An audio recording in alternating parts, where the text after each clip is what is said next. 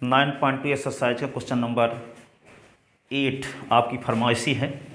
Question है, देखो इसको। ठीक है, क्या करेंगे तो ये क्वेश्चन तो क्या बोले 9.2 क्वेश्चन नंबर 8 ना, गिवन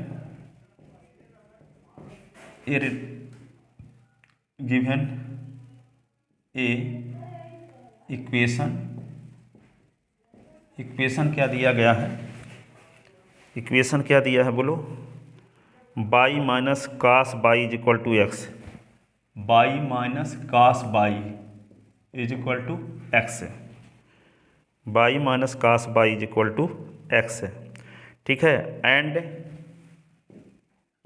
इसका नाम equation first, and a differential equation, and a, अच्छा हिंदी मीडियम के हो, एक्स दिया है, एक्स और बाई में दिया है एक समीकरण है ना, ये इक्वेशन तथा एक अवकल समीकरण, अवकल समीकरण क्या है, बाई साइन बाई है ना, y sine y plus cos y और फिर क्या प्लस एक्स और यहाँ पे बाई डैश बराबर बाई। ठीक है, तो अब हमें जांच करना है, तब हमें जांच करना है कि समीकरण एक अवकल समीकरण 2 का हल है कि नहीं, अवकल समीकरण 2 का हल है कि नहीं। ठीक है, नहीं है तो क्या करेंगे, समीकरण एक का s के सापेक्ष अवकलन करने पर s के सापेक्ष अवकलन करते हैं तो d y upon d x minus cos y का अवकलन माइनस साइन बाई ना, अब बाई का फिर से तो d y upon d s का 1 होगा तो ये होगा d y upon d x और प्लस साइन बाई, ये होगा d y upon d s is equal to 1 plus sine y. Question 8 है 9.2 का, कल जो बता रहे थे तो छूट गया था, नहीं आया था, सेट हुआ था ना, तो d y upon d s is equal to 1/1 plus sine y. ठीक है, तो ये क्या मिल गया आपको, बाई डैश की वैल्यू मिल गई 1/1 प्लस साइन बाई। अब सत्यापन करते हैं, सत्यापन लेफ्ट हैंड साइड क्या है, y cos y, y sine y plus cos y और प्लस एक्स, ये क्या है बाई डैश, तो बाई और यहाँ पे का साइन बाई उतार लो सीधे। ठीक है, अब यहाँ पे क्या करेंगे, कास बाई प्लस एक्स बराबर क्या होगा, कास बाई की वैल्यू क्या होगी, कास बाई प्लस एक्स के स्थान पे क्या लिखेंगे, देखो बाई इज इक्वल टू होगा एक्स प्लस कास बाई, तो एक्स प्लस कास बाई के स्थान पे इक्वेशन फर्स्ट से लिख सकते हैं बाई, कि नहीं लिख सकते यहाँ। ठीक है, समीकरण 1 से तो यहाँ लिख देंगे बाई, ये बाई डैश की वैल्यू आपको पता है क्या, 1/1 प्लस साइन बाई, तो यहाँ लिख देते हैं 1/1 प्लस साइन बाई।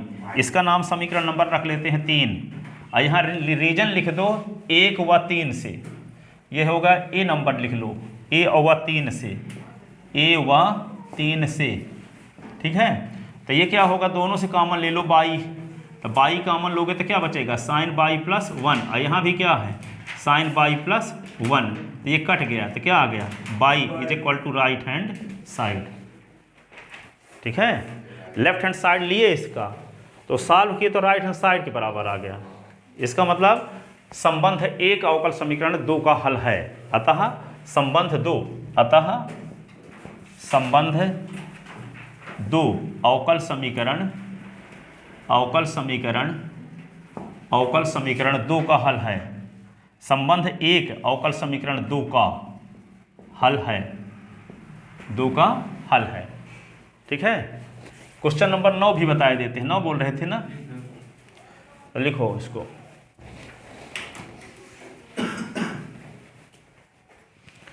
समीकरण क्वेश्चन नंबर 9 ये है,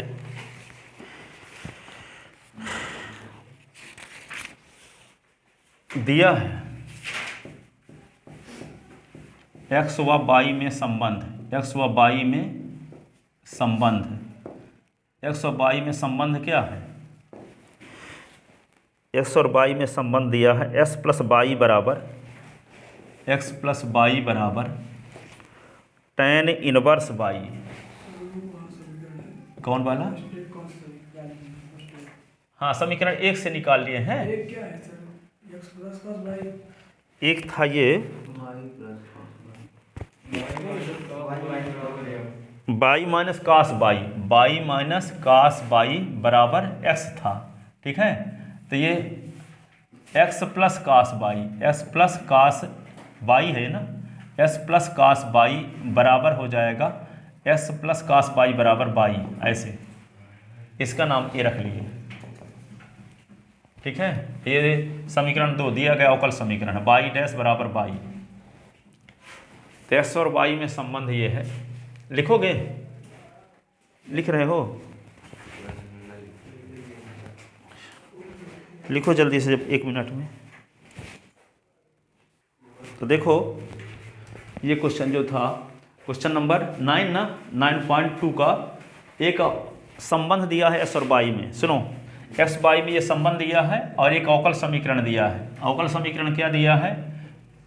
लिखे ही नहीं है ना, अब मिटा दें ना, पूरा मिटा दें। चलो देखो,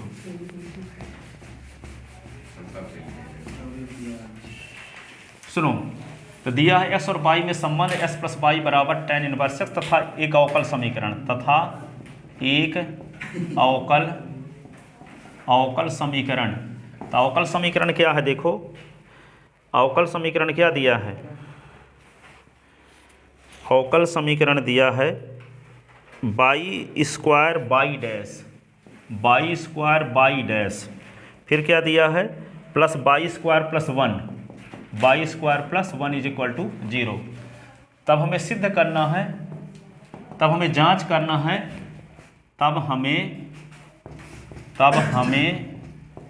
जांच करना है कि, ठीक है, संबंध एक अवकल समीकरण 2 का हल है कि नहीं। ठीक है, तो समीकरण 1 का x के सापेक्ष अवकलन करने पर, तो x के सापेक्ष अवकलन करेंगे तो क्या आएगा? d upon d x x, d upon d x y, और ये होगा d upon d x tan inverse y। s का s के सापेक्ष 1, y का d y upon d x, इसका 1 upon 1 plus y square, y का फिर से d y upon d x. ठीक है, तो ये क्या लिख दोगे इसको? 1 plus y dash, 1 upon 1 plus y square, ये वाई डैश। ठीक है, अब क्या लिख लोगे इसी को? 1 plus y dash is equal to होगा y dash upon 1 plus y square. इसके नीचे एक लिखो, तिर्यक गुणा करो, तिर्यक गुणा, तो क्या आएगा? 1 प्लस वाई डैश, ये 1 plus y square is equal to y dash. ठीक है, कोष्टक खोलो, एक का गुणा एक के साथ एक है, एक का गुणा वाई स्क्वायर के साथ वाई स्क्वायर का गुणा वाई डैश का गुणा एक के साथ वाई डैश, ये y square y dash is equal to y dash. तो वाई डैश दोनों साइड से कट गया। ठीक है, तो यहाँ पे क्या होगा? 1 प्लस वाई स्क्वायर, अब फिर क्या बचा? Y square plus y square y dash बराबर 0। तो वाई स्क्वायर वाई डैश बराबर होगा -1 प्लस वाई स्क्वायर। ठीक है, तो बाई डैश बराबर क्या हुआ, -1 plus y square upon by square. ठीक है, सर वहाँ डिवाइड ये फिर से हुआ है sir, 1/1 plus y square sir, उसके बाद बाई का फिर से होगा, बाई का फिर से, क्योंकि एस के सापेक्ष कर रहे हैं ना, जी तो tan बस बाई का अवकलन कब होगा, जब डी अपान डी बाई करेंगे, तो d y upon d S भी करना पड़ेगा। ठीक है, या कि हम इसका अवकलन कर दिए, बाई का फिर से कर दिए। जी।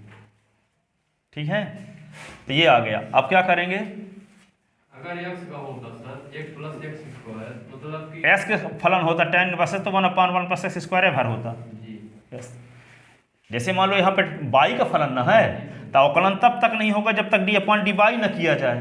तो जे अब डी अपान डी बाई करोगे तो d y upon d S करना ना पड़ेगा, और जब डी अपान डी बाई कर दोगे तो इसका अवकलन होगा ये, या कि इसका हम डायरेक्ट अवकलन कर दिया, बाई का फिर से कर दिए, एक ही बात हुई।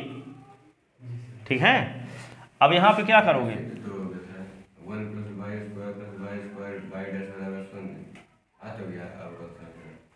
हाँ अब लेफ्ट हैंड साइड में रखो वैल्यू, लेफ्ट हैंड साइड, तो क्या है बाई स्क्वायर बाई डैश और बाई स्क्वायर प्लस 1 ये हुआ, तो बाई स्क्वायर बाई डैश की वैल्यू रख देते हैं क्या, -1 plus y square upon by square plus y square plus 1, तो ये इससे कट गया। अब देखो यहाँ पे 1 प्लस बाई स्क्वायर, अब ये 1 प्लस बाई स्क्वायर, एक प्लस में एक माइनस में तो कट गया, शून्य। डायरेक्ट मान हुआ तो मान 1 plus y square by dash बराबर 0 तो यहाँ पे का भी मान 0 ही है, तो डायरेक्ट हो जाएगा। डायरेक्ट 0 बराबर 0। अरे अवकल समीकरण में बाई डैश की वैल्यू रखते ना हो, क्या करना चाहते हो आप, जी सर, ये मान ली या कि तिर्यक गुणा करके ये ले ला दो, यही कहना चाहते हो, क्या कहना चाहते हो, इसका तिर्यक गुणा कर दो तो अवकल समीकरण आ जाएगा, या कि बाई डैश की वैल्यू, तो जितने क्वेश्चन हम बताए तो डेरिवेटिव की वैल्यू निकाल करके उसमें पुट करके दिखाए, तो एक जैसे सबको कर रहे हैं, आप ऐसे इसको निकाल दो तो एक क्वेश्चन आ गया तो इसका मतलब सेटिस्फाई कर रहा है। सर ये बोल रहा है कि यहाँ पे इसका मान 0 आया, उसका भी 0 आया, तो बराबर कर सकते हैं ना। इसका मान 0 आया, इसका मान 0 आया, बराबर 0 लिखा है ना, इसमें भी बराबर 0 है, तो यहाँ 1 plus y square by dash बराबर 0 है ना यहाँ पे। हाँ तो अब संबंध आ गया, इसका मतलब इसको संतुष्ट कर रहा है। ठीक है, ऐसे भी बोल सकते हो, पर हम लोग क्या करते हैं अभी तक, LHS लेते हैं वैल्यू पुट करते हैं। ठीक है, इस प्रकार के भी है, ये क्लासिकल तरीका हो गया एक तरह से कि वही अवकल समीकरण आ गया, संतुष्ट कर दिया। जी। ठीक है, यहाँ से भी लिख सकते हो, पर ये थोड़ा दिमाग लगाने वाला है। अभी तक हम सब क्वेश्चन में क्या करते थे, जितने डेरिवेटिव की जरूरत पड़ती थी उतने डेरिवेटिव वैल्यू निकाल करके लेफ्ट हैंड साइड में और राइट हैंड साइड में पुट करते थे, दोनों साइड सेम आ जाता तो कहते थे दिया गया संबंध दिए गए अवकल समीकरण को संतुष्ट कर रहा है, अतः क्या है, दिया गया संबंध दिए गए अवकल समीकरण का हल है। यहां लिखने के बाद कहते जो कि समीकरण 2 है, अतः इसका अर्थ यह हुआ कि संबंध 1 समीकरण अवकल समीकरण 2 को संतुष्ट कर रहा है। इतना नहीं लिखना है तो दिखा देंगे तो ठीक है। तो ये आ गया। इस प्रकार हम देखते हैं कि संबंध 1 अवकल समीकरण 2 को संतुष्ट करता है, इसलिए संबंध 1 अवकल समीकरण 2 का एक हल है। इस प्रकार हम देखते हैं, इस प्रकार हम देखते हैं कि संबंध 1 अवकल समीकरण 2 को संतुष्ट करता है, संतुष्ट करता है, इसलिए संबंध, लिख क्यों नहीं रहे हो, संबंध 1 अवकल समीकरण 2 का एक हल है। लिख चुके हो क्या, कहाँ लिखे होगे, अभी तक हम लिख रहे हैं, कहाँ लिखे, लिखते क्या बन जाएगा, जो लिखा हुआ उसको तैयार नहीं कर पाते, अपने से क्या लिख लोगे।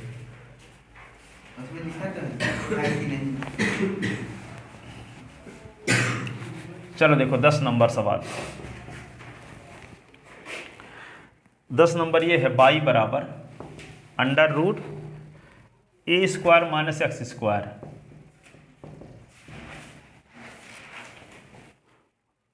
तथा x plus y d y upon d x is equal to 0। तो ये संबंध इसको बताए थे ना, इसको बताए थे ना, ये वाले क्वेश्चन को बताए थे। इसमें भी क्या करोगे, या इसका डिफरेंशियल कर दोगे, d y upon d x की वैल्यू निकाल के यहाँ रख दोगे तो 0 आ जाता है। बताए थे तब क्यों इसको बताएं। 11 नंबर दे, 11 नंबर देखो, 11 नंबर देखो, देखो 11 नंबर को वैसे ओरल बता देते हैं। सुनो सुनो, 4 कोटि वाले किसी अवकल समीकरण के व्यापक हल में उपस्थित स्वेच्छ अचरों की संख्या है। 4 कोटि का तो स्वेच्छ अचर 4 होंगे, 3 कोटि का तो स्वेच्छ अचर 3 होंगे, 2 कोटि का तो स्वेच्छ अचर 2 होंगे। ठीक है, जितनी कोटि के होंगे उतने स्वेच्छ अचर होंगे। ठीक है, तो इसमें 4 होगा आंसर। ठीक है, फिर अगला क्या है, 3 कोटि के वाले किसी अवकल समीकरण के विशिष्ट हल में उपस्थित स्वेच्छ अचरों की संख्या है। विशिष्ट हल में तो सी का मान रख देते हो तो इसमें अचर कहाँ रहता है, शून्य होगी।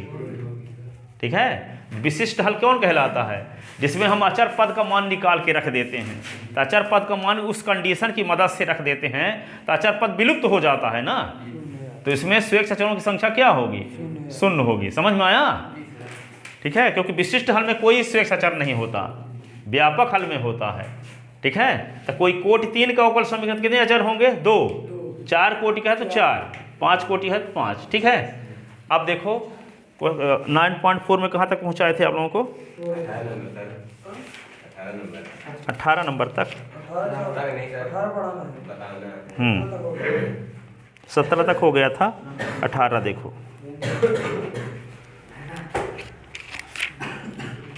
हाँ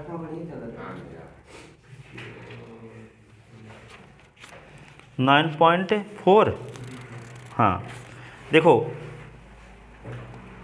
18 नंबर सवाल ये है, क्वेश्चन पढ़ो। क्वेश्चन ये है 18, एक वक्र के सुनो, हाँ, एक वक्र के किसी बिंदु x y पर स्पर्श रेखा की प्रवणता स्पर्श बिंदु 4 - 3 से मिलाने वाली रेखाखंड की प्रवणता की 2 गुनी है। ठीक है, तो यदि वह वक्र इस बिंदु से गुजरता है तो वक्र का समीकरण। ठीक है, सुनो, इस क्वेश्चन का सेंस तो पहले समझ लो। क्या कहता है, ये कोई वक्र है, ये वक्र की कोई स्पर्श रेखा है, ये स्पर्श रेखा का स्पर्श बिंदु क्या है, एक्स वाई है। स्पर्श रेखा का स्पर्श बिंदु एक्स वाई है। स्पर्श रेखा की प्रवणता क्या होती है, d y upon d x. D y upon d x स्पर्श रेखा की प्रवणता हो गई। ठीक है, अब यहाँ पे 2 बिंदु दिए गए हों आपको। सुनो, एक बिंदु दिया गया हो ax1 y1 और दूसरा बिंदु दिया गया हो bs2 y2।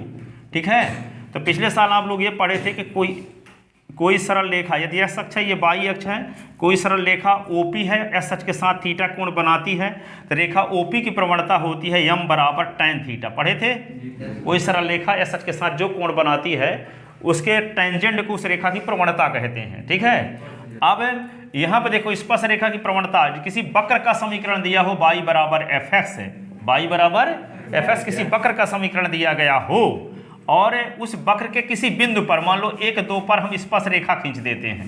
1, 2 पर क्या खींच दिए, स्पर्श रेखा। तो स्पर्श रेखा की प्रवणता निकालने का तरीका क्या है कि इस वक्र का मान लो समीकरण दिया है s3, तो इसका अवकलन करोगे तो d y upon d s बराबर होगा 3x स्क्वायर, और d y upon d s का मान किस बिंदु पर निकाल दें, 1, 2 पर। तो 1, 2 पर निकालेंगे तो s के स्थान पे 1 रखना है, y के स्थान पे 2, तो यहाँ y तो है ही नहीं, तो s के स्थान पे क्या रख देंगे, 3 × 1 का स्क्वायर, तो क्या आ गया 3। तो यहाँ पे 1, 2 पर d y upon d s का मान 3 आया। इसका अर्थ ये हुआ कि इस वक्र के बिंदु 1, 2 पर खींची गई स्पर्श रेखा की प्रवणता 3 है, प्रवणता 3 है। तो क्या निष्कर्ष में हम पहुंचे, किसी वक्र के किसी बिंदु पर खींची गई स्पर्श रेखा की प्रवणता उस बिंदु पर d y upon d s के मान के बराबर होती है, उस बिंदु पर d y upon d s के मान के बराबर होता है। कोई वक्र दिया है, वक्र के किसी बिंदु पर d y upon d s का मान निकाल लो, तो जो d y upon d s का मान होगा वक्र के उस बिंदु पर स्पर्श रेखा खींच दो तो स्पर्श रेखा की जो प्रवणता होगी उसके मान के बराबर होती है। ठीक है, अब यहाँ पे आपको ये जानते हो कि दो बिंदु दिए गए हो ए और बी, तो जब दो बिंदु ए और बी दिए गए हों तो ए और बी को मिलाने वाली रेखा की प्रवणता क्या होती है। ए और बी को मिलाने वाली रेखा की प्रवणता निकालने का फार्मूला आप पढ़े हो 11वीं क्लास में, y2 माइनस y1 अपान s2 माइनस s1, जिसका हम अभी क्षेत्रफल निकालते समय यूज किए थे। ठीक है ना, दो रेखाओं को, दो बिंदु से होकर जाने वाली सरल रेखा का समीकरण, त्रिभुज का क्षेत्रफल निकालते समय, है ना। तो y2 माइनस y1 अपान s2 माइनस s1, क्योंकि एक बिंदु से होकर जाने वाली रेखा का समीकरण ये होता है y minus y1 m common s minus x1। तो दो बिंदु से होकर जाने वाली रेखा, तो दो बिंदु के होकर जाने वाली रेखा की प्रवणता का ये सूत्र है, इसलिए m का मान ये रख देते थे। तो y minus y1 is equal to लिखते थे y2 माइनस y1 अपान s2 माइनस s1 और s माइनस x1, ये लिखते थे ना। अब यहाँ पे देखो दो बिंदु से होकर जाने वाली रेखा की प्रवणता, तो इसमें दिया है कि दो बिंदु कौन से है, एक ओरिजिन पॉइंट है, एक ओरिजिन पॉइंट है, स्पर्श बिंदु, स्पर्श बिंदु को मान लेते हैं P है, स्पर्श बिंदु S बाई है, एक बिंदु क्या दिया है, मान लो Q, जिसका निर्देशांक दिया है, जिसका निर्देशांक क्या है -4 -3, तो -4 -3 ये दिया है बिंदु। तो ये कोई आपसे पूछे कि PQ की प्रवणता क्या होगी, PQ की प्रवणता क्या होगी, तो क्या करोगे आप, 0 हो जाएगी सर। PQ की प्रवणता निकालने के लिए क्या करोगे, ये हो गया S1/1, यह हो गया X2/2, या कि ऐसे भी कर सकते हो, Q लिख दो पहले, या Q P इसको नाम रख लो, माइनस है 4 को और माइनस क्या लिखा है, -4 -3 को, और इसका नाम Q रख दो S बाई को। ठीक है, तो कोई आपसे पूछे कि PQ की प्रवणता बताओ, तो PQ की प्रवणता क्या होगी बताओ, PQ की प्रवणता ये हो गया S1/1 और ये हो गया S2/2, तो क्या फार्मूला है, y2 माइनस y1 अपान s2 माइनस s1 ना होता है फार्मूला। तो यहाँ पे y2 की वैल्यू क्या रख दोगे, y, और माइनस y1 की वैल्यू क्या रखोगे, -3, फिर s2 की वैल्यू क्या है x, और -4, तो क्या हो गया y प्लस 3/s+4। ठीक है, तो आप PQ की प्रवणता आ गई। ठीक है, अब क्या कहता है क्वेश्चन में, ये कहता है कि वक्र के किसी बिंदु PS बाई पर स्पर्श रेखा की प्रवणता, स्पर्श बिंदु को इस बिंदु से मिलाने वाली रेखा की प्रवणता की 2 गुनी है। तो स्पर्श रेखा की प्रवणता है dy/ds, और ये PQ की प्रवणता है क्या, ये क्या निकला, बाई लिखे, अभी कहाँ लिखे, y+3 और ये s+4।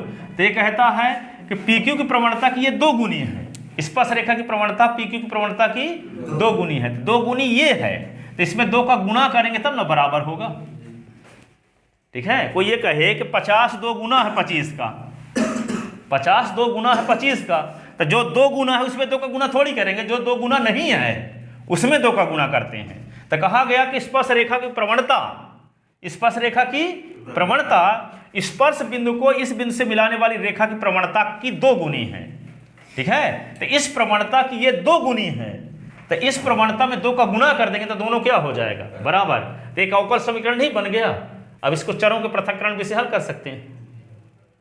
ठीक है, तो अब इसको क्वेश्चन समझ में आया तो इसको थोड़ा व्यवस्थित लिखते हैं। ठीक है,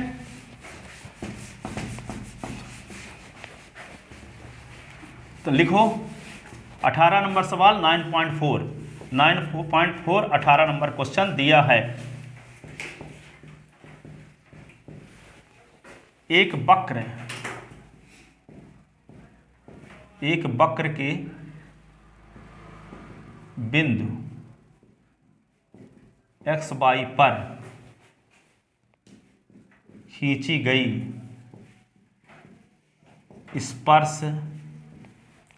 स्पर्श रेखा की प्रवणता स्पर्श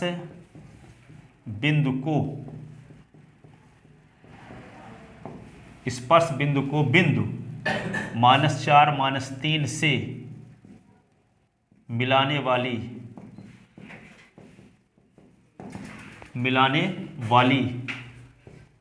रेखा की प्रवणता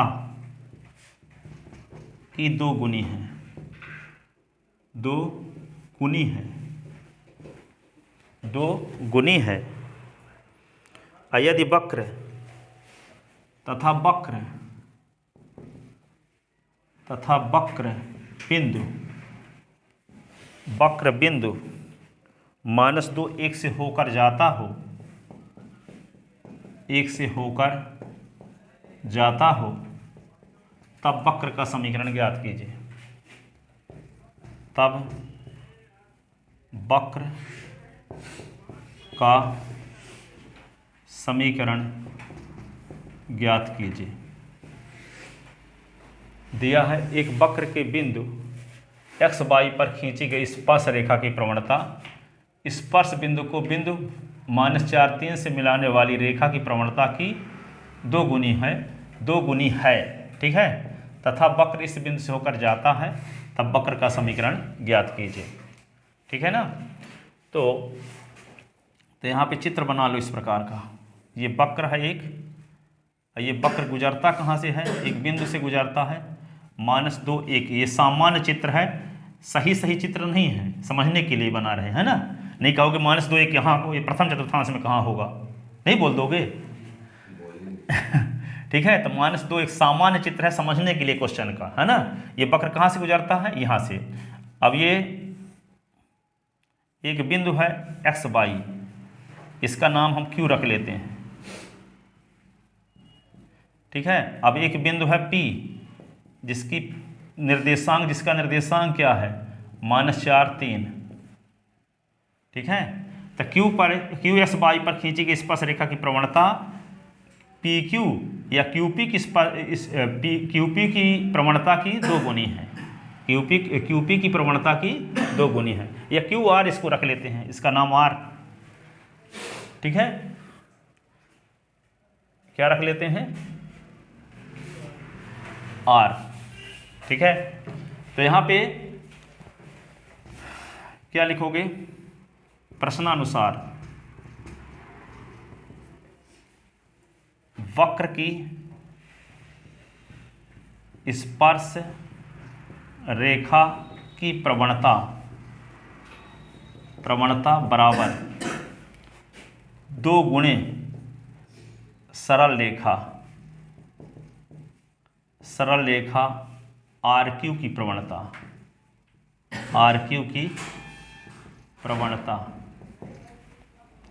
सरल रेखा RQ की प्रवणता।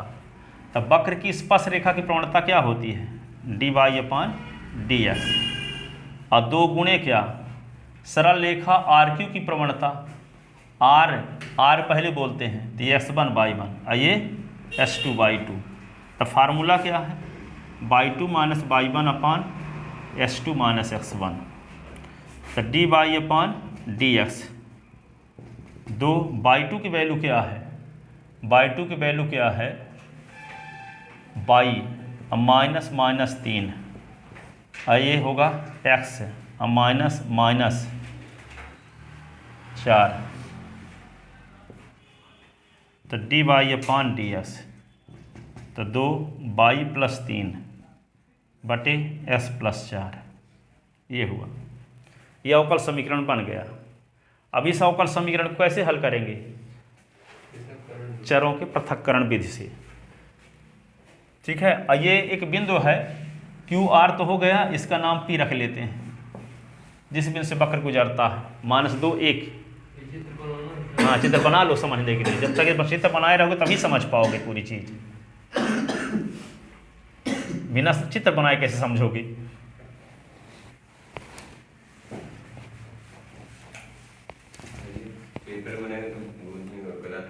गलत कहाँ होगा, सामान्य चित्र बनाना है, क्या थोड़ी कि जो हम 20 साल पहले जानते हैं कि कैसे चित्र बनाया जा सकता है, वही आपको पहली बार बताता है। आपको लगता है कि सर जी तो बता रहे हैं, पर पता नहीं सही होगा कि नहीं होगा, क्योंकि ये बिंदु -2 1 कहते सामान्य चित्र है, तो सामान्य चित्र लाखों बार मैं बता चुका हूँ कि इस प्रकार पूरी दुनिया जानती है इस बात को, हम आपको पहली बार बता रहे हैं, ठीक है। सामान्य चित्र जो होता है वे समझने के लिए चित्र बनाया जाता है, ये इसी प्रकार आपको बनाना है, ठीक है। पहली बार सुन रहे हो तो आपको लगता है कि हम बता रहे हैं कोई सोच के, ठीक है, जो जनरल कॉन्सेप्ट है, जो पूरा कॉन्सेप्ट पूरे वर्ल्ड में फेमस है, उस कॉन्सेप्ट को पहली बार आपको बता रहे हैं। ये नहीं कि हम अब बता रहे हैं मेरा वाला रूल है तो हम परीक्षा में लिख के आए तो स्कूल वाले क्या जानेंगे, कहीं कॉपी दूसरे स्थान पे चले जाए तो वो कैसे जानेंगे। ठीक है, वे जो लोग सब लोग जानते हैं वही तरीका आपको बता रहे हैं। समझ गए कि नहीं? ये बोले कि -2 एक ये बताए ना कि इस चतुर्थांश में नहीं है, सामान्य चित्र इसको समझने के लिए, तो ये सबको यही समझाएंगे। ये नहीं कि सही सही चित्र बना के दिखाएंगे भी, पहले बोले थे। हाँ पहले से बोले थे।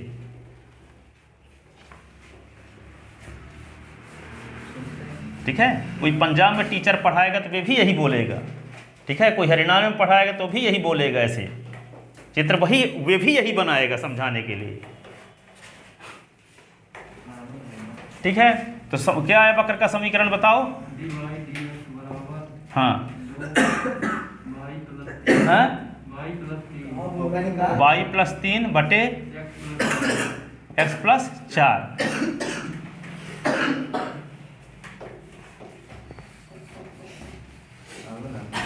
ठीक है, dy बराबर dx 2y। अब यहाँ चरों का पृथक्करण ना, तो 2y+3 अपान s+4 ये हुआ। ds को इधर उधर कर देते हैं अभी, तो होगा s+4 dy। तो यहाँ 2 × y+3 dx, और ds को s वाले को ds की तरफ ले जाओ तो क्या होगा 2 ds बटे s+4 ऐसे। अब y+3 को इधर ले आओ dy की तरफ, तो y+3 ये आ गया।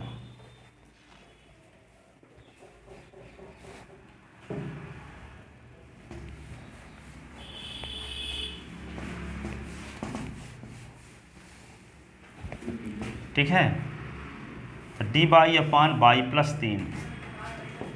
उधर जब dy था तो y वाला पक्ष न ले जाना था किधर? उधर सर। सबसे पहले तिर्यक गुणा कर दो, फिर s वाले पद को उधर ले जाओ जहाँ dx हो, और y वाले पद को उधर ले जाओ उधर जहाँ dy हो, चरों का पृथक्करण हो जाएगा। और 2 अपान s+4। ठीक है, अब इसका समाकलन क्या होता है, log y+3, इसका समाकलन 2 log s+4 और प्लस 2 log c। ठीक है, 2 log c।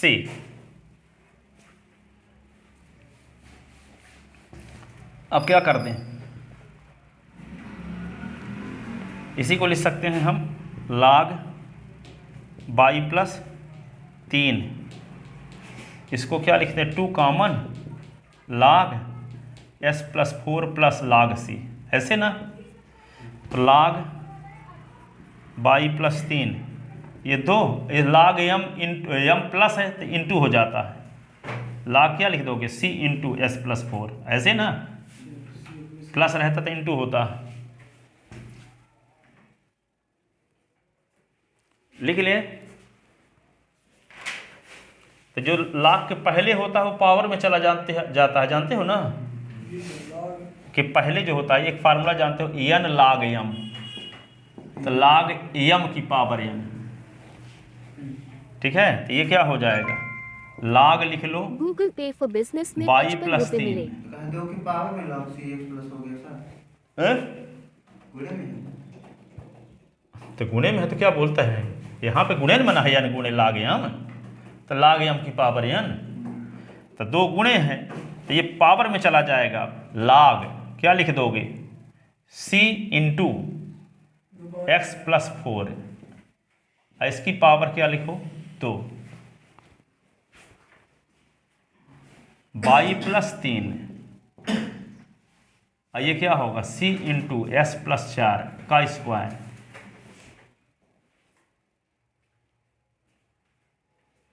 ये आ गया। ठीक है, अब ये वक्र कहाँ से गुजरता है, चूंकि वक्र एक, 4 - 3 चूंकि वक्र एक बिंदु P जिसका निर्देशांक 4 - 3 कहाँ है, 2 कुछ ना था, दो -2 1, -2 1 से होकर जाता है, अतः इस बिंदु का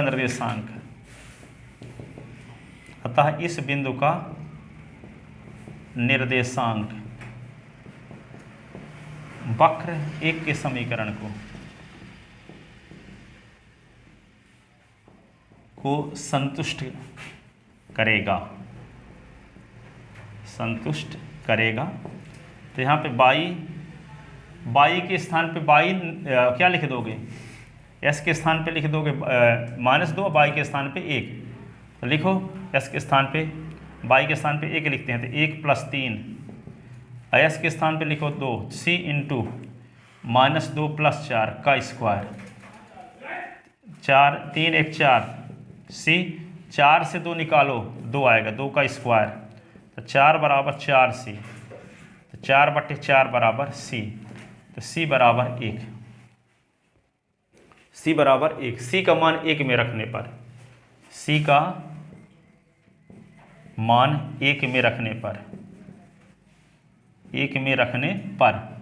तो बाई +3 बराबर ये होगा, लिखो 1, ये होगा s+4 का स्क्वायर।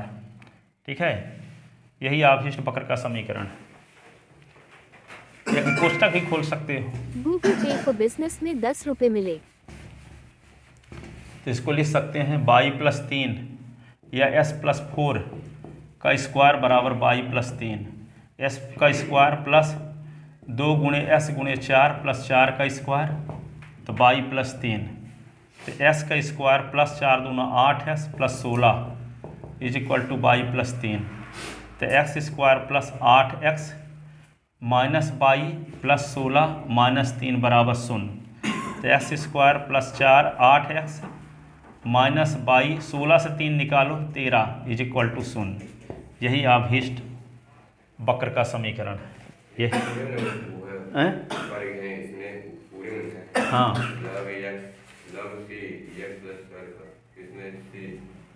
अच्छा सी का स्क्वायर नहीं किए थे, है ना, सी स्क्वायर होगा, तो ये क्या होगा 4c²,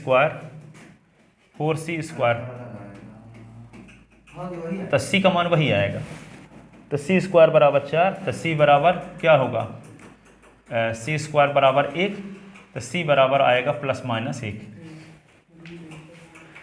c का मान आएगा ±1, तो c का मान ±1 यहाँ रखना पड़ेगा, ±1, तो ये प्लस चिन्ह लेने पर ये हुआ, प्लस चिन्ह लेने पर यहाँ लिख देते हैं कहाँ, प्लस चिन्ह लेने पर, अब यहाँ पे क्या लिखेंगे, माइनस चिन्ह लेने पर,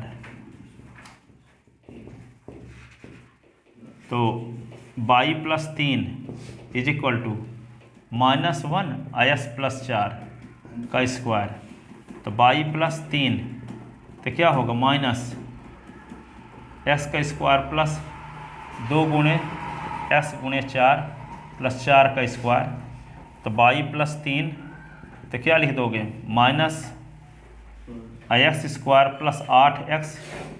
+ 16, इसको क्या लिखोगे, इसको इस साइड में ले आओगे तो x² + 8x + 16 + बाई +3 = 0, तो x² + 8x + बाई और +16 3 क्या होगा 19 = 0। ये अभीष्ट वक्र के समीकरण है।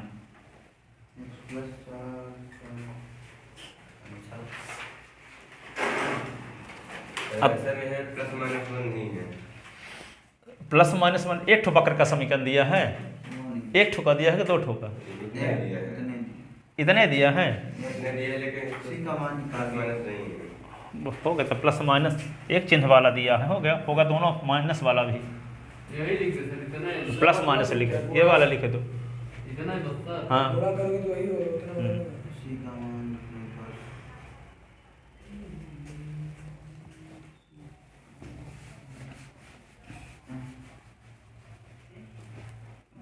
इतने लिख दो, इधर ना लिखो, हम तो उसको सॉल्व कर, मान लो परीक्षा में आपको भूल जाता है, ये लिख के चले आओ तो गलत थोड़ी हो जाएगा,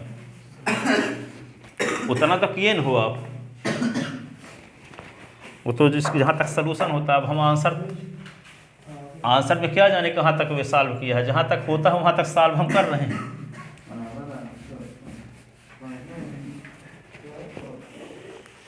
ये 12 वाला ज़्यादा है। कोई गुब्बारा उब्बारा वाला नहीं आएंगे, ये सब 19 20 19 20 21 19 20 21 22 इनको करवाए ना करो, समय वाला समय वाला ठीक है। 23 नंबर सवाल देखो और सही वाला बता दीजिए। वो वाला तो अरे कंबाइन समाज नहीं, इतना हंसे।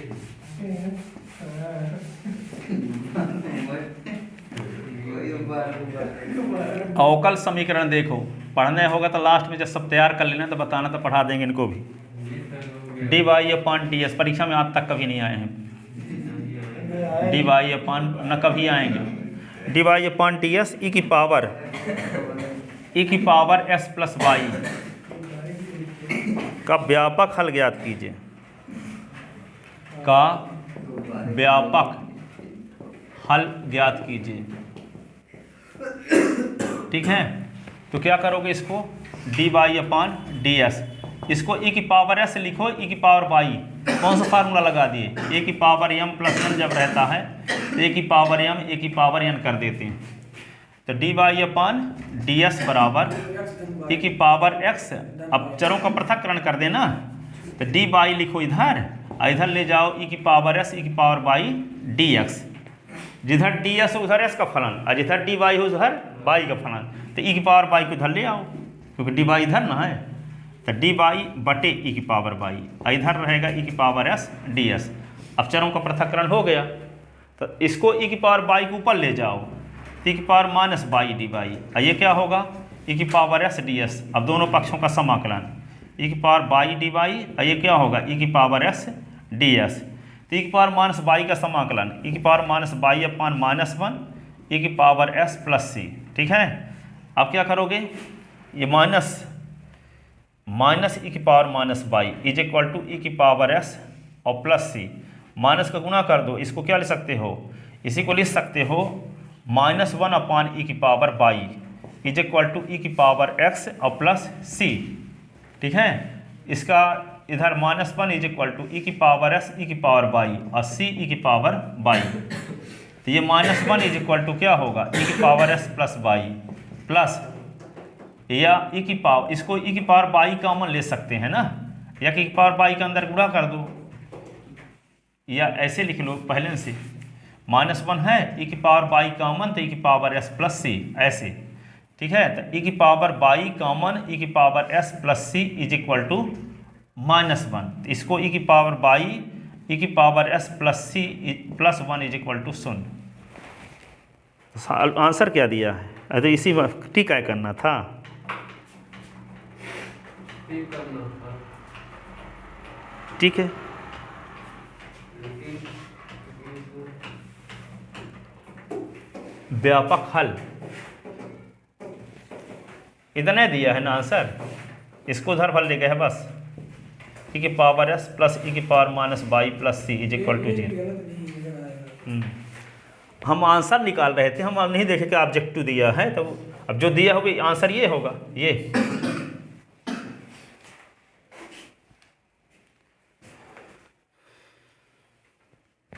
ये माइनस है तो उधर ले गए,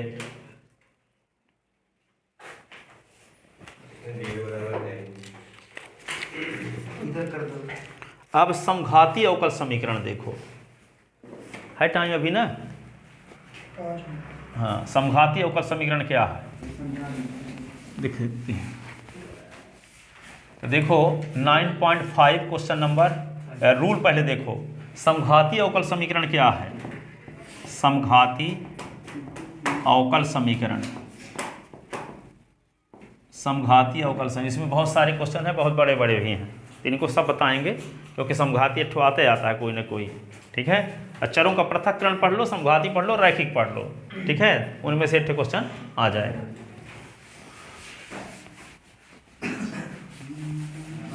देखो यहाँ पे, तो समघाती अवकल समीकरण का प्रारूप कैसे जानोगे कि समघाती अवकल समीकरण है, पहचानोगे कैसे, ठीक है। कोई लिखा तो नहीं रहता कि समघाती अवकल समीकरण को हल करो, लिखा रहेगा निम्नलिखित अवकल समीकरण को हल कीजिए, तब पहचान क्या है समघाती अवकल समीकरण का देखो अब अच्छे से। क्या देख रहे हो? आंसर देख रहा है। समघाती अवकल समीकरण। सुनो, समघाती अवकल समीकरण क्या है? देखो dy upon ds is equal to, ठीक है, function of x y upon function of s y. ऊपर dy अपॉन ds की वैल्यू हो और ऊपर भी एस बाई का फंक्शन हो, नीचे भी एस बाई का फंक्शन हो, ठीक है। प्रत्येक पद की घात समान हो, प्रत्येक पद की घात समान हो, या इस प्रकार का हो। जैसे मान लो, कहना बात नहीं समझे अभी, d y upon d s is equal to, मान लो लिखा है s plus y upon s minus y, ठीक है। तो यहाँ एस बाई का फलन है, या एस बाई का फलन ऊपर भी है, एस बाई का फलन नीचे भी है। एस की घात एक है, बाई की घात एक है, एस की घात एक है, बाई की घात एक है। जितने पद हैं सबकी घात समान है, जितने पद हैं सब पद की घात समान है। ऐसा नहीं है कि यहाँ एस स्क्वायर है यहाँ बाई हो, यहाँ पे एस है बाई स्क्वायर हो, इसकी घात 2 हो गई, इसकी घात 1, इसकी घात 1 हो, इसकी घात 2, ऐसा नहीं हो। प्रत्येक पद की घात समान हो, ऊपर भी एस बाई का फलन, नीचे भी एस बाई का फलन, ऊपर भी हर एक पद की घात समान, नीचे भी हर एक पद की घात समान, ठीक है। तो ऐसे अवकल समीकरण को हम समघाती अवकल समीकरण कहेंगे। अथवा तो ये समघाती नहीं है, ये वाला समघाती है। जैसे मान लो d y upon d s is equal to, अभी क्या लिख दिए, x plus y upon s minus y, ये समघाती है। जैसे d y upon d s बराबर क्या लिखा है, x square plus y square बट्टे 2s बाई, ये भी समघाती है। इसकी घात 2, इसकी घात 2, इसकी घात भी 2, ठीक है। अब आप एक रूल पढ़े थे कि ए की घात m रहता है, ए की घात n रहता है, तो ए की पावर m प्लस n होता है। पर यहाँ इसके खिलाफ जाओ, एस की पावर 1 है, बाई की घात 1 है, तो दोनों को जोड़ दो, 2 होगा, ठीक है। तो इसकी घात 2 घात का पद है। एक ये वैसे आप नियम के हिसाब से ही चलना चाहते हो, उल्लंघन नहीं करना चाहते, तो बाई के स्थान पर लैम्डा एस रख दो। तो बाई के स्थान पर लैम्डा एस रखोगे तो 2 और लैम्डा एक्स है, तो क्या होगा 2 लैम्डा एस स्क्वायर, तो इसकी घात 2 हो गई कि नहीं हो गई, ठीक है। तो इस पद की घात 2 हुई, इस पद की घात 2 हुई, इस पद की घात 2 हुई। बाई के स्थान पर लैम्डा एस रखोगे तो लैम्डा स्क्वायर एस स्क्वायर रहेगा, तो यहाँ भी एस की घात 2, यहाँ भी एस की घात 2, यहाँ भी एस की घात 2, ठीक है। तो ये प्रत्येक पद की घात समान है और ये D y upon d S की वैल्यू है। तो ये समघाती अवकल समीकरण है, ये समघाती अवकल समीकरण है। इन अवकल समीकरण को चरों के पृथक्करण विधि से हल करने की कोशिश करोगे, किसी हालत में चरों का पृथक्करण होगा ही नहीं। तो यदि आप सब करके दिखाते हैं ताकि आपको भरोसा भी हो जाए, एस माइनस बाई का गुणा बाई के साथ करोगे तो एस माइनस बाई, और ये क्या हुआ डी बाई, और ये क्या होगा एस प्लस बाई, और ये डी एक्स है, ठीक है। अब यहाँ पे क्या करेंगे कि x वाले पदों को एक तरफ करो, y वाले पदों को एक तरफ करो, तो यहाँ पे x डी बाई, और ये क्या होगा, मान लो डी बाई को इधर रखते हो तो बाई इधर, बाई वाले पदों को इधर लाओ तो आएगा कैसे, s प्लस बाई है तो आएगा, तो s प्लस बाई दोनों आएगा, बाई भर थोड़ी आ सकता है, प्लस लगा है तो, ठीक है। तो यहाँ पे डी बाई है तो नीचे आप बाई, इधर बाई वाले पद को ला ही नहीं सकते, ठीक है। इसका मतलब एक्स बाई के एक्स वाले पदों को एक तरफ, बाई वाले पदों को एक तरफ है, किया ही नहीं जा सकता ऐसे अवकल समीकरण का। चरों के पृथक्करण विधि से किसी हालत में सॉल्व किया ही नहीं जा सकेगा, ठीक है। तब हम क्या करेंगे, तो कोई अवकल समीकरण या तो d y upon d s is equal to function of s y upon function of s y, और हर एक पद की घात समान हो अंश और हर में, तो ऐसी कंडीशन में उस अवकल समीकरण को समघाती अवकल समीकरण कहते हैं। या कि जो अवकल समीकरण इस टाइप का है, इसी को हम दूसरे शब्दों में ऐसे कह सकते हैं, ऐसे कह सकते हैं इसको कि D y upon d x है, और इससे हम कॉमन ले लें एक्स, एस कॉमन लेंगे तो क्या बचेगा 1 प्लस बाई अपॉन एस, इससे भी कॉमन लें एक्स तो क्या बचेगा, सुन रहे हो, किताब में नहीं लिखा है ना गाइड में लिखा है, कुछ काम नहीं आएगा जब तक यहाँ सुनोगे नहीं तो, ठीक है। जो सुनने उनने का काम यहाँ किया करो, तो हाँ 1 माइनस इसकी किताब कॉपी सब मिल जाएगा, कंप्लीट सोल्यूशन सब मिल जाएगा, पर वहाँ बोलेगा थोड़ी, ठीक है, सेंस ना समझ पाओगे। तो एक्स कट गया। अब देखो d y upon d x is equal to क्या होगा 1 plus y upon x upon 1 minus y upon s. आप ये जानते हो कि कहीं भी यदि x square plus 7x 3s plus 9 है, तो इसको आप दर्शा देते हो या फैक्ट से कि नहीं, कहीं भी लिखा है x square plus 3s upon 7x plus 15x square, तो किसका फलन है ये s का, तो इसको दर्शा देते हो या फैक्ट से, ठीक है। लेकिन कहीं पे ये लिखा हो 3t प्लस टी स्क्वायर बटे 7t प्लस 9t स्क्वायर, तो इसको किसे दर्शा देते हो या टी से दर्शाते हो कि नहीं, ठीक है। तो कहीं पे ये मिल जाए 2 by upon S plus y upon S का स्क्वायर, फिर क्या लिख जाएगा 3 बाई अपॉन एक्स, फिर 9 बाई अपॉन एस का स्क्वायर, तो इसको दर्शाओगे किससे, एफ बाई अपॉन एक्स से दर्शाओगे ना। तो इसमें देखो चर क्या है, यहाँ पे चर क्या है इसके, कहीं भी है तो बाई अपान एस है, इसके अलावा कोई चर नहीं है। तो किसका फलन है ये, बाई अपान एस का फलन है ये। तो y upon d y upon d s is equal to, इसको क्या लिख सकते हैं, function of y upon x है। तो किसी अवकल समीकरण को d y upon d s is equal to function of y upon s के रूप में लिख दो, अथवा d s upon d y को लिख दो फंक्शन ऑफ है एस अपान बाई के रूप में लिख दो, तो ये दोनों अवकल समीकरण समघाती अवकल समीकरण कहलाएंगे। तो ऐसा अवकल समीकरण जिसको लिखा जा सके d y upon d s is equal to function of y upon s, अथवा d s upon d y is equal to function of s upon y, इस रूप में लिखा जा सके तो उसे समघाती अवकल समीकरण कहते हैं। एनसीईआरटी में सिर्फ इतनी परिभाषा दे दी है कि कोई अवकल समीकरण जिसको d y upon d s is equal to function of y upon s के रूप में लिखा जा सके उसे समघाती कहते हैं।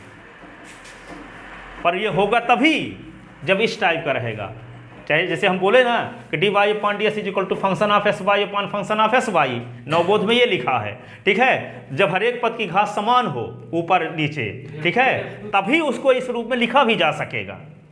हर एक पद की घात समान रहेगी, ऊपर भी एस वाई का फलन हो, नीचे भी एस वाई का फलन हो, तभी उस अवकल समीकरण को इस रूप में लिखा जा सकता है। इसीलिए इसी की व्याख्या भी करके इतना लिख दिया, और कि जब ऊपर भी एस वाई का फलन हो, नीचे भी एस वाई का फलन हो, हर एक पद की घात समान भी हो, और d y upon d s left hand side में हो, ऐसी कंडीशन में उस अवकल समीकरण को समघाती कहते हैं। F1 F2 तो है सर, दिक्कत तो नहीं होगी। क्या F1 F2 है सर, नीचे ऊपर F1 है। नहीं, तो कहने का मतलब ये एस वाई का फलन ऊपर भी हो, फलन का मतलब है F1 एक फलन है, F2 है, ऊपर भी एस वाई का फलन है, नीचे भी एस वाई का फलन हो, और प्रत्येक पद की घात समान हो, ठीक है। तो ऐसे जब इस टाइप का कोई अवकल समीकरण रहेगा, जैसे है तो ये ऊपर भी एस वाई का फलन है, तो एक तो अब F1 F2 मानो चाहे फाई एस वाई लिख दो, यहाँ साई एस वाई लिख दो, तब साई सुने नहीं हो आज तक, इसलिए हम F1 F2 मान रहे हैं। अभी कभी बचे रहो फाई साई से, फिर आगे साल तो उससे बच ही नहीं सकते आगे जब पढ़ोगे तो, ठीक है। बहुत सारे फलन फाई एक्स, साई एक्स, काई एक्स, झाई एक्स, ठीक है, ठीक है। तो कोई अवकल समीकरण किस टाइप का हो, d y upon d s is equal to function of y upon s के टाइप का हो, अथवा d s upon d y is equal to function of s y के रूप का हो, तो ये अवकल समीकरण समघाती अवकल समीकरण कहलाता है। ऐसी कंडीशन में हम y बराबर वी एस मानते हैं। y बराबर क्या मानते हैं, वी एस। तो y बराबर जब वी एस मानेंगे तो d y upon d s is equal to क्या होगा, दो फलनों के गुणनफल का अवकलन, v गुणे s का अवकलन एक, s गुणे v का D V upon d s. तो d y upon d s के स्थान पे क्या लिख देंगे, v plus s d V upon d s. तो यहाँ लिख देंगे जब v plus s d V upon d S, इधर जैसे मान लो s प्लस वाई था, v s माइनस वाई था ना, तो यहाँ पे क्या करोगे, s प्लस वाई के स्थान पे वी एस लिख दोगे, s माइनस वी एस लिख दोगे, यहाँ पे क्या होगा y v plus x d v upon d s. तो क्या होगा, ये चरों के पृथक्करण भी से हल होने लायक बन जाएगा, ठीक है। इससे s कॉमन ले लो, तो s कॉमन लोगे तो 1 प्लस वी बचेगा, यहाँ s कॉमन लोगे तो 1 माइनस वी बचेगा, s कट गया, तो यहाँ क्या बचा, v plus x d v upon d s. अब यहाँ पे देखो इसको लिख सकते हैं क्या कि v plus x d v upon d s is equal to क्या होगा, 1 plus v upon 1 minus v. अब v को उधर ले जाओ तो x d v upon d s, तो क्या होगा 1 plus v upon 1 minus v, ये v उधर चला गया, इसके नीचे एक लिखो, एलसीएम लो, तो क्या आएगा x d v upon d s is equal to LCM क्या होगा 1 माइनस वी, तो 1 plus v v into 1 minus v. अब क्या करोगे, एक्स ये d v upon d s is equal to क्या हुआ 1 plus v minus v plus v square upon 1 minus v cut गया, तो क्या हुआ x d v upon d s is equal to क्या हुआ 1 plus v square upon 1 minus v. अब d v को उधर ले जाओ तो s upon d s is equal to 1 plus v square upon 1 minus v into d v. अब क्या उल्टा कर दो तो d s upon s is equal to क्या हुआ 1 माइनस वी और d v upon 1 plus v square. चरों का पृथक्करण हुआ कि नहीं, एक्स वाले एक तरफ वी वाले एक तरफ, चरों का पृथक्करण हो गया। इसका मतलब ये हुआ कोई जब समघाती अवकल समीकरण रहेगा तो y बराबर वी एस मानेंगे, तो d y upon d s के स्थान पर लिखेंगे v plus s d v upon d s, और ये सब वैल्यू दिए गए अवकल समीकरण में पुट कर देंगे तो चरों के पृथक्करण विधि से हल होने लायक बन जाएगा। अब इसको हल करोगे तो आंसर क्या आएगा, जब इसको हल करोगे अवकल समीकरण को तो s बराबर एफ भी आएगा। अब v के स्थान पे क्या रख दोगे, y बराबर हम वी एस माने थे तो यहाँ पे क्या होगा, v की वैल्यू निकालोगे तो y/s आएगा, तो जहाँ सोल्यूशन में v रहेगा वहाँ क्या रख देंगे, फंक्शन ऑफ y/s, तो ये आंसर हो जाएगा। 1 + b स्क्वायर लिखा है सर, 2 बार लिख सकते हैं 1 + b × 1 + b। कहाँ कर सकते हैं, इतना छोटी चीज पूछ रहे हो। 1 + v स्क्वायर को क्या लिख सकते हैं, 1 + b 1 + v कैसे लिख सकते हो, ये तो 1 + b का होल स्क्वायर हो जाएगा। इसका मतलब क्या होता है, 1 का स्क्वायर + 2 × v + v स्क्वायर, तो 1 + 2v + v स्क्वायर को 1 + v स्क्वायर कैसे लिख सकते हैं, हैं? 1 - v स्क्वायर हो तो 1 + v 1 - v लिखते हैं, ठीक है। 1 प्लस, इस प्रकार की गलती भी ना करना है, कहीं पर हम ही मैथ लिया लड़का, ठीक है। ठीक है, जाओ कल बताएंगे इसको अच्छे से, है ना, मज़ा आ जाएगा आप लोगों को इसको पढ़ते पढ़ते।